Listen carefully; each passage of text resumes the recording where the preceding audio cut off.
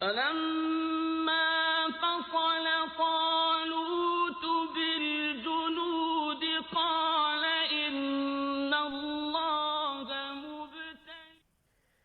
بسم الله الرحمن الرحيم والصلاة والسلام على خير خلق الله أجمعين سيدنا محمد الصادق وعد الأمين وعلى آله الطيبين الطاهرين ورضي الله عن أصحابي وأزواجي وأحبابي والتابعين وعنا ما هم برحمتك يا أرحم الراحمين. أما بعد, assalamu alaikum wa rahmatullahi ta'ala wa barakatuh.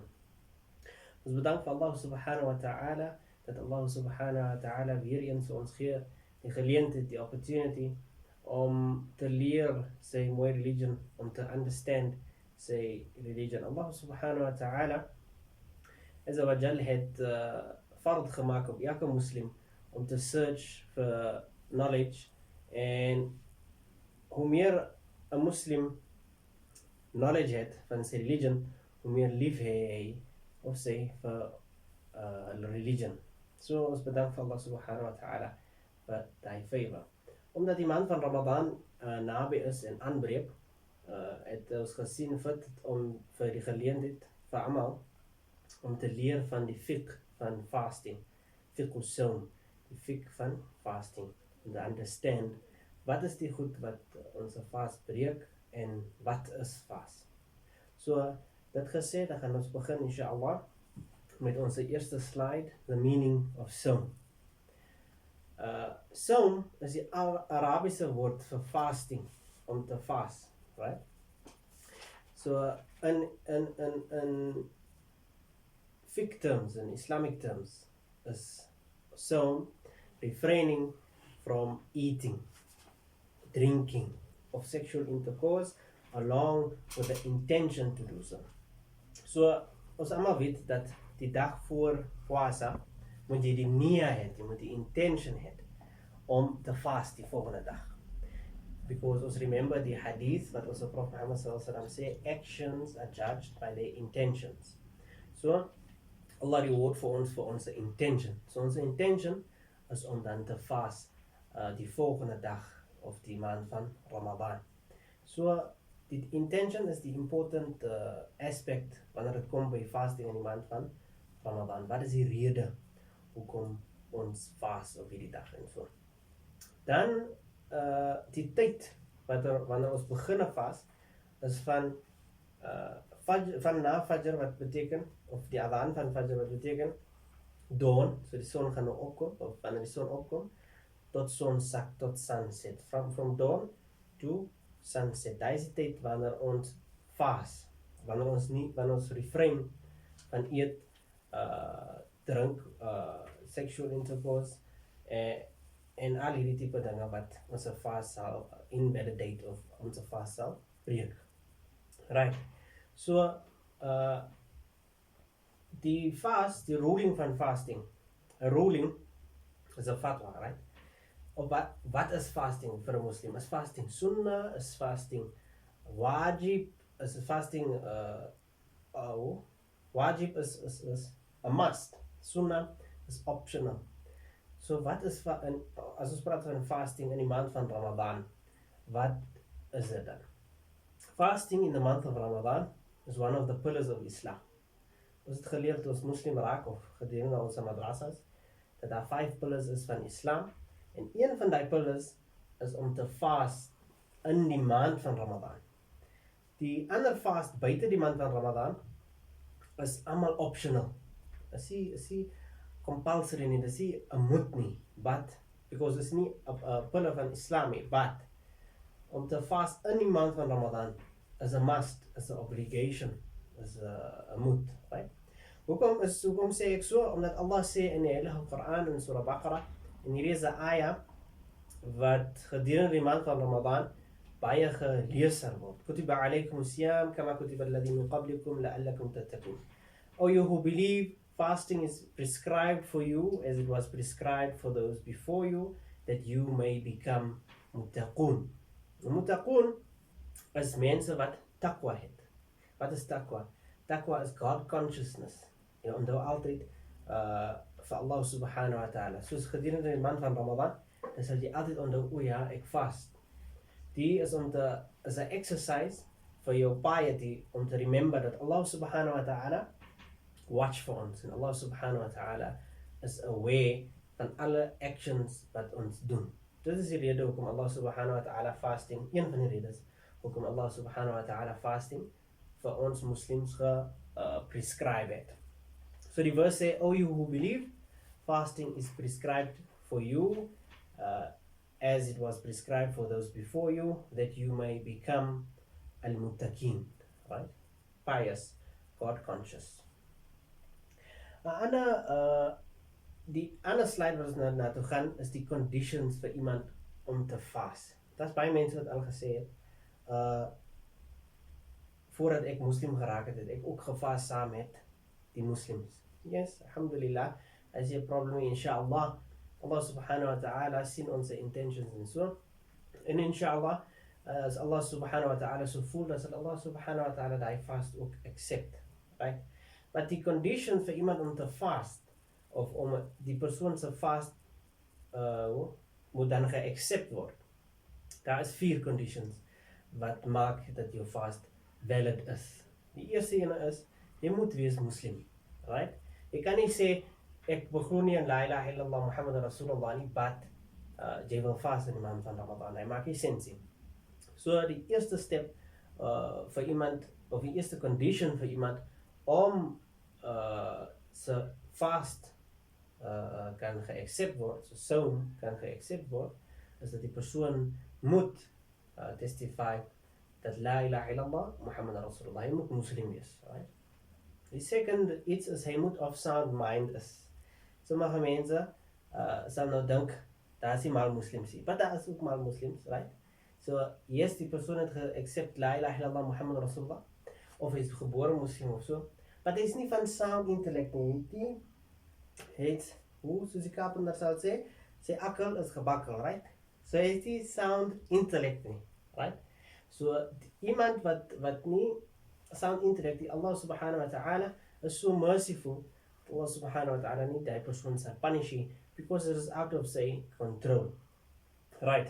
Die third ene is, jy moet het jou intention. Nou, wanneer maak ons intention gedurende die maand van Ramadan om te fast? Gewoonlik is dit, en daar is baie van die, daar is die majority van opinion, according to Quran en Sunnah, is dat jy jou intention moet maak, voor die oggend kom, voordat Fajr Salah kom. Dan maak jou intention, oh Allah, ek intend om te fast die volgende dag. Daar is baie issues en discussions oor hoe die intention gedoen word, wat bid'a is en wat nie bid'a is nie.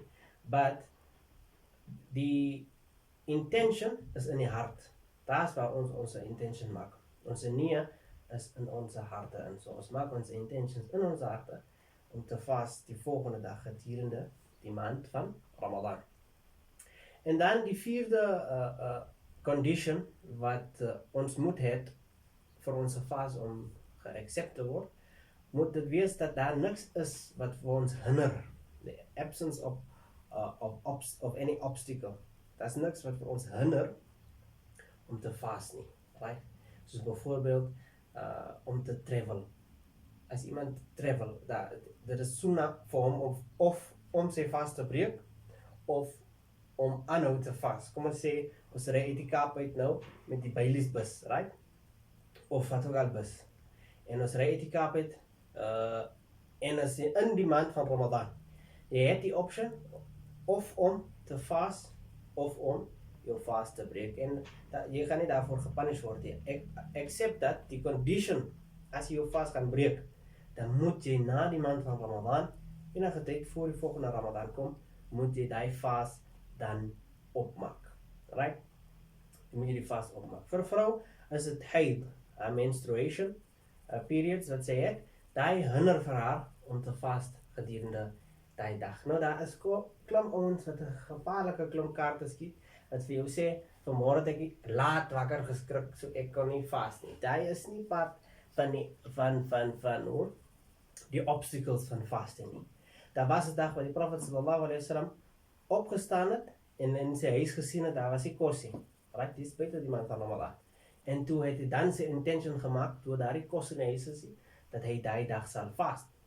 So, daai is nie 'n excuse om laat wakker te raak gedurende die maand van Ramadan. Is nie 'n excuse om 'n mens om nie te fast nie. Because suhoor, om te eet in die oggend, suhoor is nie wajib nie. Dit is maar net sunnah. Dit is sunnah.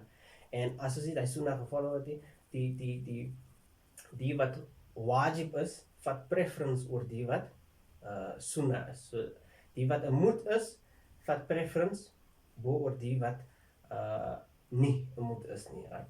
So, die absence van enige obstacle.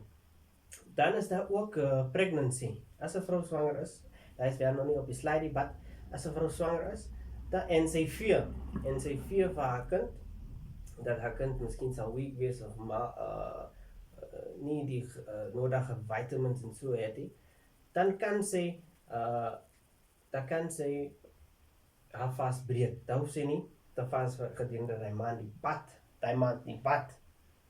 Sy moet dan na die maand van Ramadan, moet sy dan wat hulle noem fidya betaal. Is 'n amount van geld of kos of wat ook al, wat sy vir die arme mense of die Baitul Maal sal gee. Okay?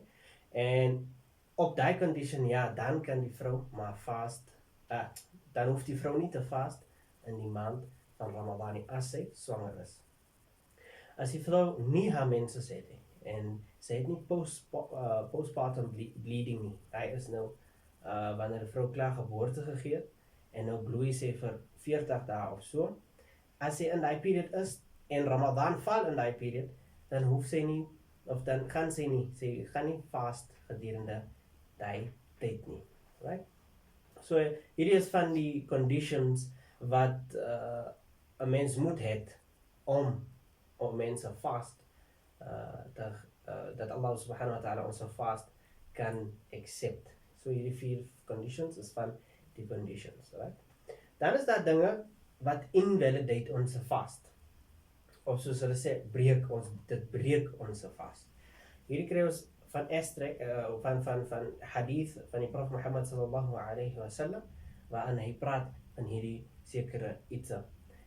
So, hier mention ons nou 4 goed wat ons vast kan breek. Yes, daar is ander goed buite die, wat ook ons vast kan breek, wat ons discussion vandag is net oor hierdie 4 goed, inshallah, wat later aan, soos ons gaan, sal ons discuss die ander technical issues.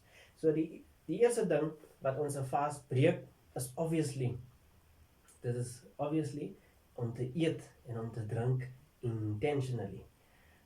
Sommige ouens, en ek weet al van 'n occasion wat iemand geëet het, en toe hy sien het geëet, het vergeet dat dit Ramadan is, toe eet hy.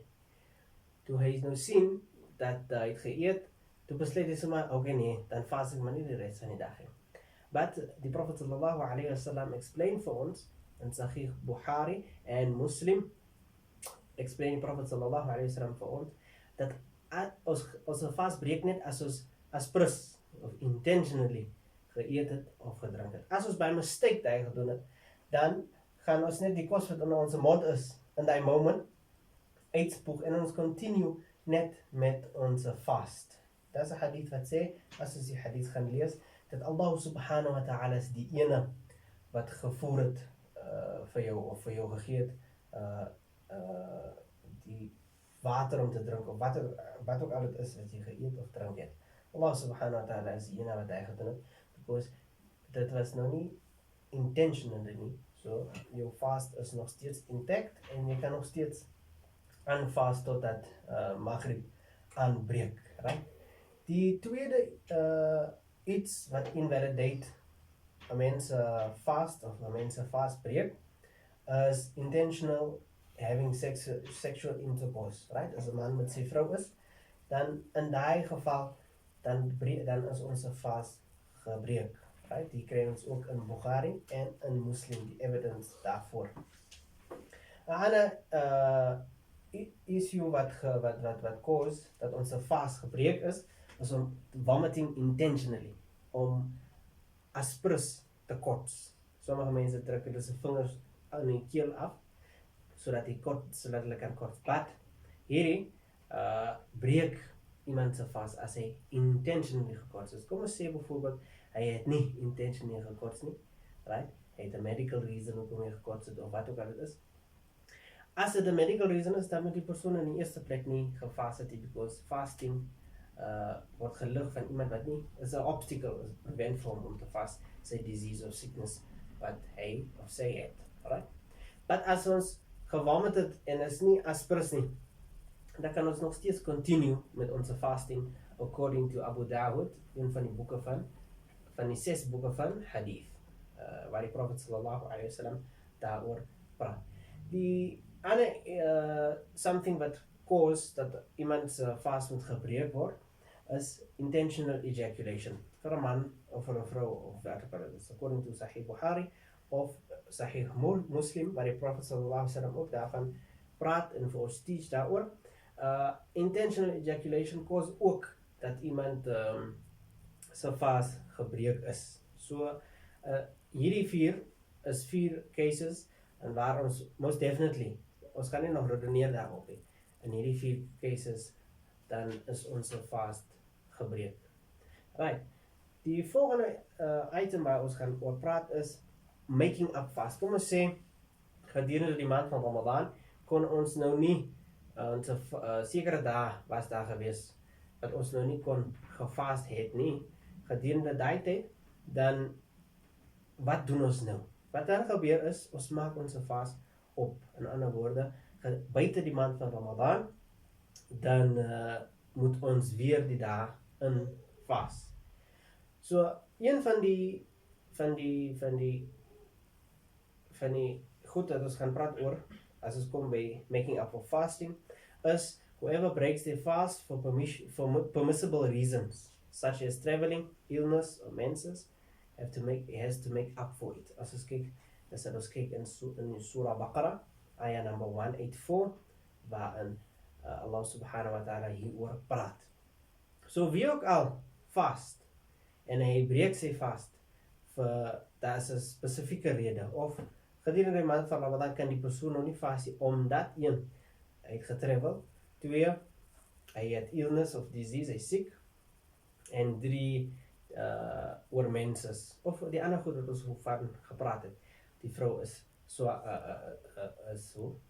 in postpartum bleeding, sy het laas gekraam en nou vir hy 40 dae nou bloei sy.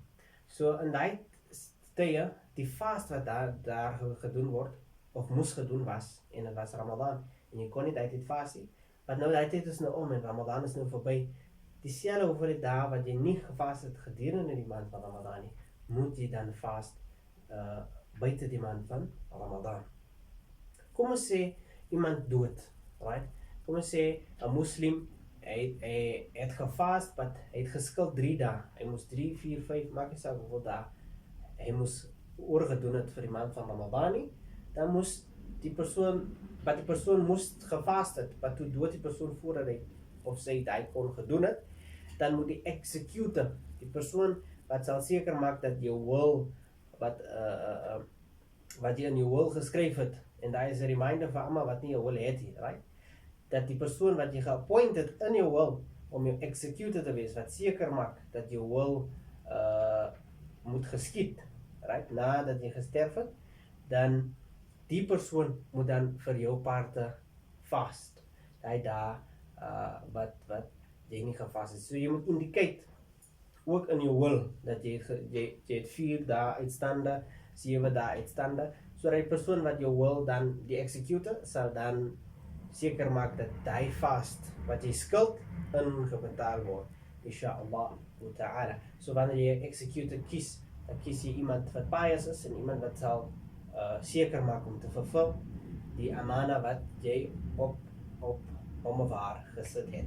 So hierdie kan ons kry dan in Sahih Bukhari, die evidence daarvoor, en in Sahih Muslim. Wanneer ons altyd sien, 'n hadith is het Bukhari en Muslim in, dan kan ons nie dispute daarmee, ons kan nie debate daarmee nie. So hierdie is 'n Sahih hadith, waar die Prophet sallallahu alayhi wa sallam daarvan praat. Dan iemand wat elderly is, iemand wat old age gereach het, wat hy of sy kan nie fast nie. So dan as ons kyk in Surah An-Nisa ayah in Surah Baqarah, ayah number 184, an elderly person unable to fast or to make up for missed days should atone for each day by feeding the poor. So hierdie is wat hulle noem fidya. Jy maak nou op vir die dae wat jy nie kon gefas het nie, omdat jy in old ages of so, dan moet die familie seker maak dat die oupa of ouma of wie ook al dit is, moet vir elke dag wat hulle nie gefas het nie, 'n sekere hoeveelheid van kos of geld of wat ook al dit is, gee vir die arme mense. So vandaag alhamdulillah het ons nog gereach die einde van onze session. Alhamdulillahi Rabbil Alameen. En ons vraag Allah subhanahu wa ta'ala dat Allah moet easy maak onze religion voor ons en dat Allah moet maak dat die maand van Ramadan vinnig aanbreek en dat Allah subhanahu wa ta'ala voor ons hou, dat ons moet Allah subhanahu wa ta'ala moet voor ons preserve, dat ons meet die mooie maand van Ramadan. Having said that, assalamu alaikum wa rahmatullahi ta'ala wa barakatuh.